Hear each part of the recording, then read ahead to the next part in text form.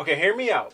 I just want to start this off and say I respect other people's opinions. This is not me trying to disrespect Stephen A. Smith's opinion on things. However, I am so sick and tired of Stephen A. making up an argument to force a point he is trying to make. Say it with your chest! I was watching ESPN's First Take and saw this happening in real time. Topic came up debating who is the best player in the Eastern Conference, GiannisAntetokounmpo or Joel Embiid. In fairness, I think it would only be right for me to play you what Smith had to say when asked. Who's the best player in the East, Giannis or Embiid? Well, first of all, I'm going to go with, listen, I will tell you this. There's a two-part answer to this. You can't wiggle your way around it, but there's nothing definitive, Molly. There's no way to go with this. You want to tell me that Joel Embiid is a better talent? I'm down for that. Better back-to-the-back scorer, as far as I'm concerned, doesn't simply try to overpower and dominate you.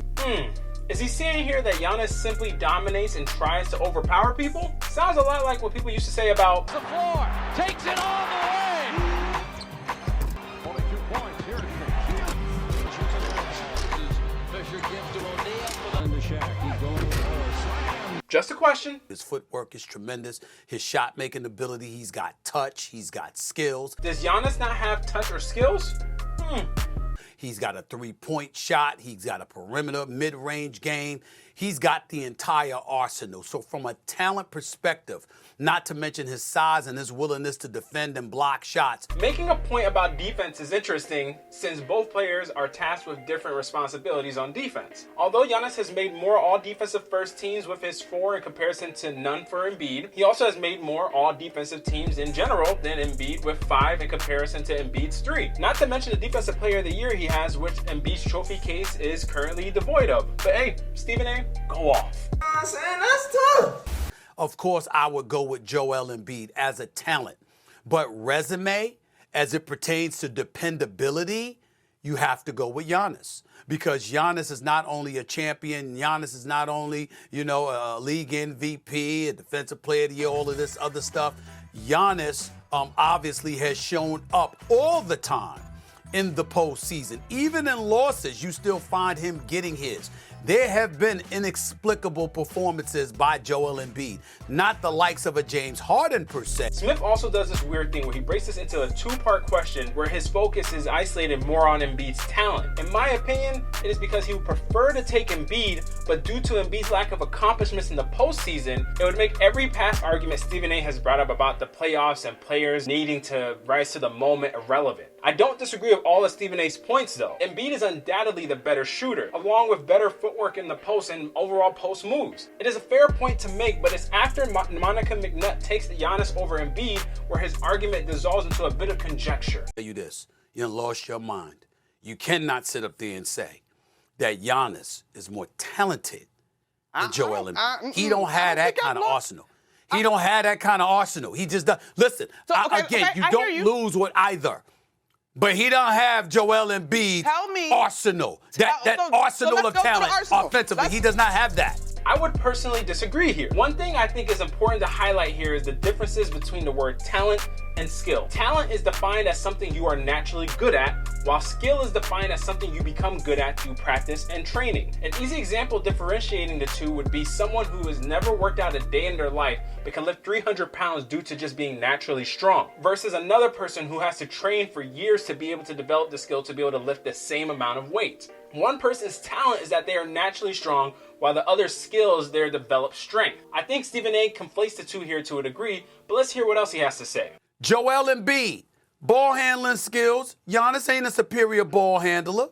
Joel Embiid's passing. Giannis is not necessarily a superior passer than Joel Embiid.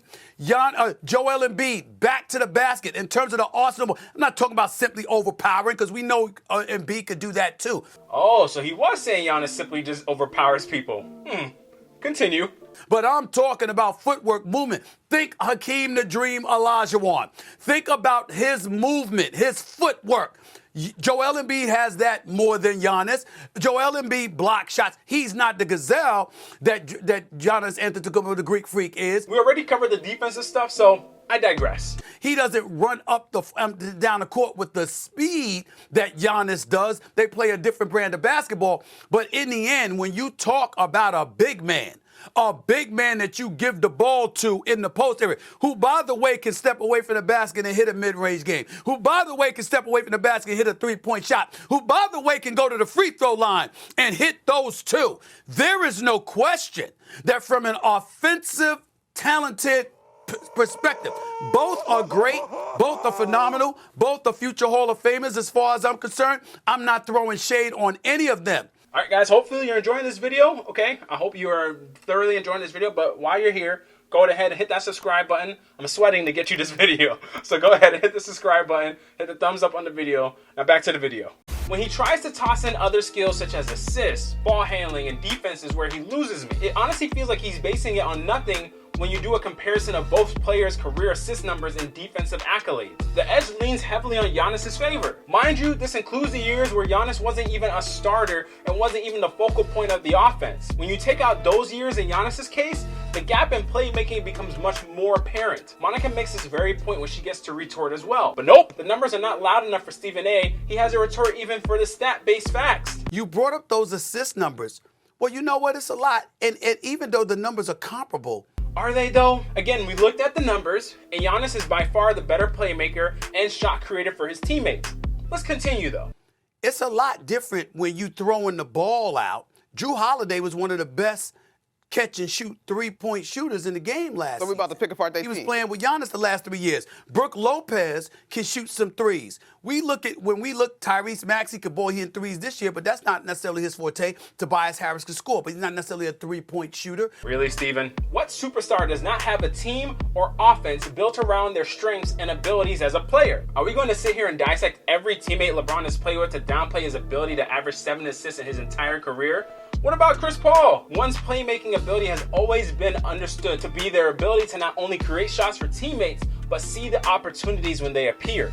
You start to realize how ridiculous it is when you realize how you can pull this same argument for practically every statistical category. Did Michael Jordan win 10 scoring titles because of his own scoring ability, or the offense built around him which facilitated his relentless scoring? Is Steph Curry the greatest shooter of all time due to his own prowess? Or should we start talking about how much Klay Thompson and Draymond Green and the Golden State system help him get more three-point shots? People mainly believe in a team because of the star leading it, not the other way around. Let's continue. When we look at some of the things that the Sixers do and how they evolved their offense around Embiid compared to what Milwaukee did, you had Giannis bringing the ball up the court half the time to try to force teams to play downhill under Budenholzer. Wouldn't that speak to Giannis' handling ability?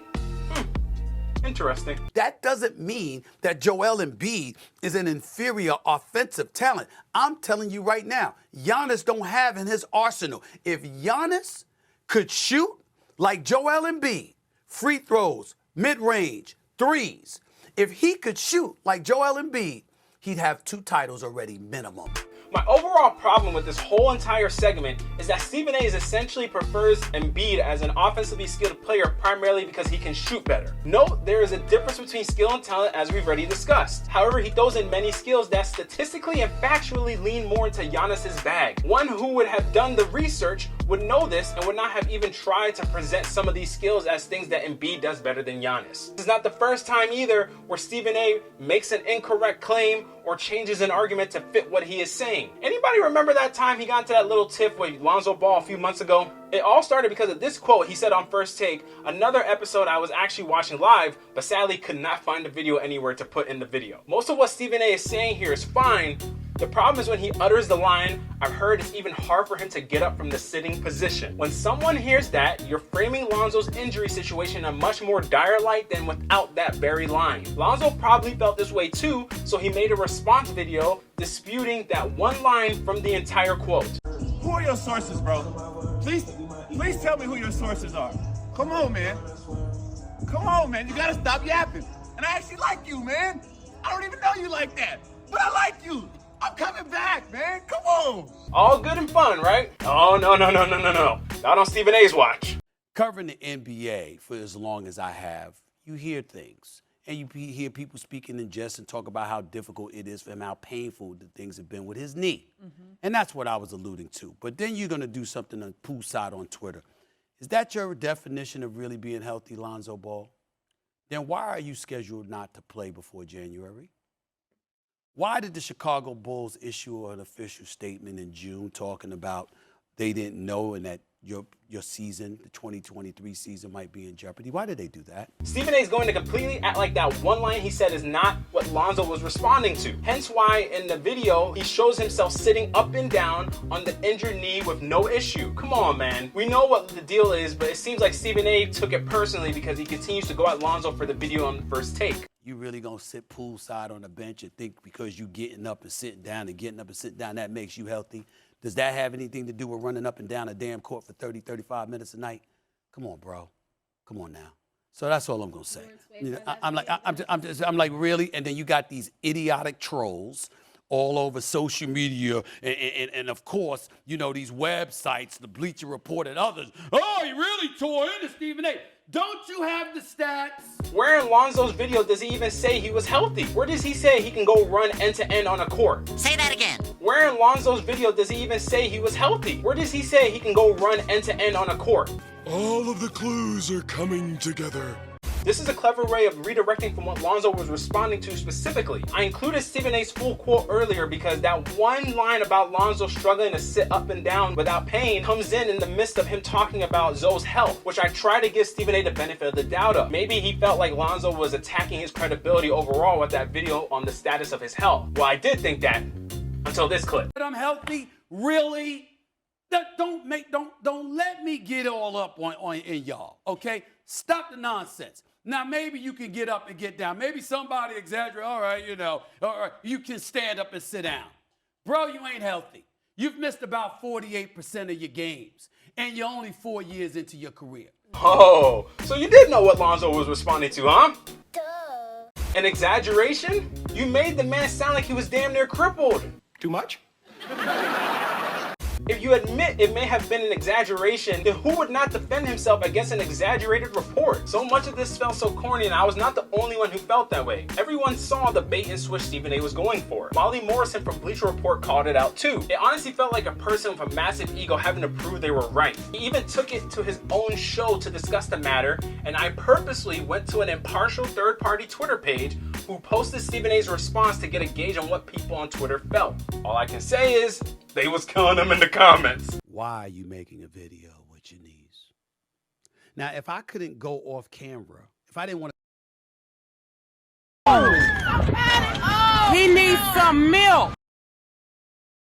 Oh, brother, this guy stinks! All of this to say, Stephen A is not perfect, and I have many criticisms for some of his TV takes and how he doubles down on them, whether he is right or wrong. However, I do have respect for all that Stephen A does in the space. He has been the forefront of the #1 sports debate show for over a decade and is arguably the biggest face at ESPN. However, heavy is the head that wears the crown, as there's always something for us to work and improve on, even when we're #1. Alright guys, thanks for watching this video. Of course, if you enjoyed the video, go ahead and hit that subscribe button. Make sure you also go ahead and hit the like and comment your thoughts below. What do you think about the video? Do you think Stephen A sometimes does stick to his guns a little too hard? Obviously, Stephen A has been an inspiration for me to get into this space, so hopefully I didn't come at him too hard in this video. But I do think that there's times I'm watching things and I'm just like, dude, come on, man. And it's like, there's more examples that I had, but I just felt like, dude, I want this to be like a 20-minute video going through everything. So I just wanted to cover these two main topics, as these are the ones that bothered me the most in most recent memory. But go ahead, guys, let me know your comments down below. Of course, also, guys, follow me on social media. You can follow the KBR Sports page on social media. I have those KBR Sports social media links included below, as well as my own personal social media pages. And of course, guys, if you guys have any other feedback that you guys want me to have in terms of a topic or a video you would like for me to cover, go ahead and comment that down below, or you can also DM me on Twitter or message me on Instagram, either one of the two. But guys, until next time, I'm out.